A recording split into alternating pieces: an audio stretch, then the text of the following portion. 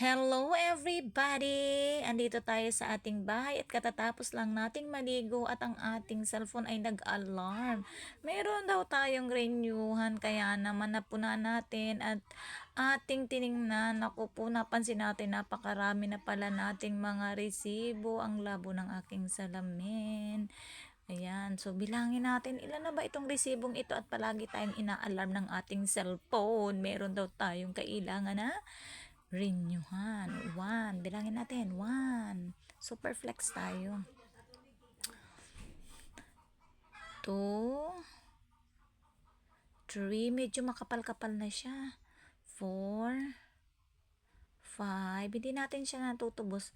Six. Kasi nga, seven. Ang dami nating mga gastusan na dumadating. Eight. Nine. 10, 11, 12, 13, 14, 15, 16.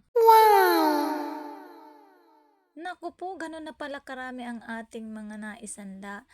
Although maliliit lang naman siya guys, hindi naman siya kalakihan na mga kumbaga ay na-acquire lang natin siya dahil nagkaroon tayo ng kunting sobrahin sa mga budget natin, paminsan-minsan kaya yun, ang ginagawa natin ay ibinibili natin siya ng ganito para ba ma-save na natin yung ating sobra.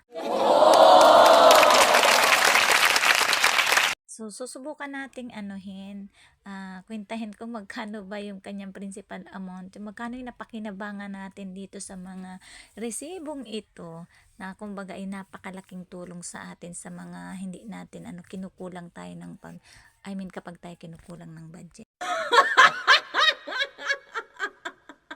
Nangyayari kasi yun guys, kasi minsan may dumadating tayong mga hindi naman nakaano sa ating mga budget, katulad na lang halimbawa ng hindi inaasahang karamdaman o katulad ng mga nakaraang naku po, yun na nga yung ating kalusugan ay hindi nagaanong kainaman kaya naman hindi na siya kasali yung pagpagamot, yung medication natin.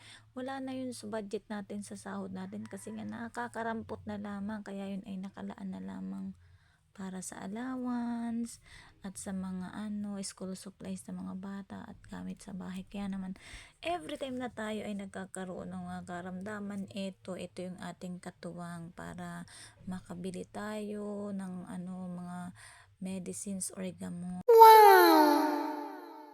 Kaya nagpapasalamat ako at nung mga panahon na nagkakaroon tayo ng sobra sa budget, instead na ibili natin ng kung ano-anong luho-luho rin naman ito, kaya lamang napapakinabangan natin sa panahon ng pangangailangan katulad ng hanon.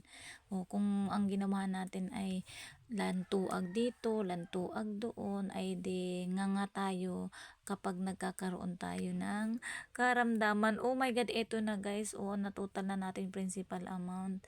127,730 ang kabuuan niya. Yun ang napakinabangan natin dun sa mga maliliit na mga bagay na yaan na nasa resibo. What? Alam ko maliit na bagay lamang yun para sa iba, pero sa akin malaking na yun, lalo pa at hindi naman ako kalakihan ang kinikita. So malaking bagay na at malaking tulong na yun sa amin. Ngayon ang akin na naman ay kung paano ko ito matutubos, my goodness! Maski siguro tumambling ako dyan sa kalsada, pabali-baliktad, ay wala akong mapupulot na 127,730.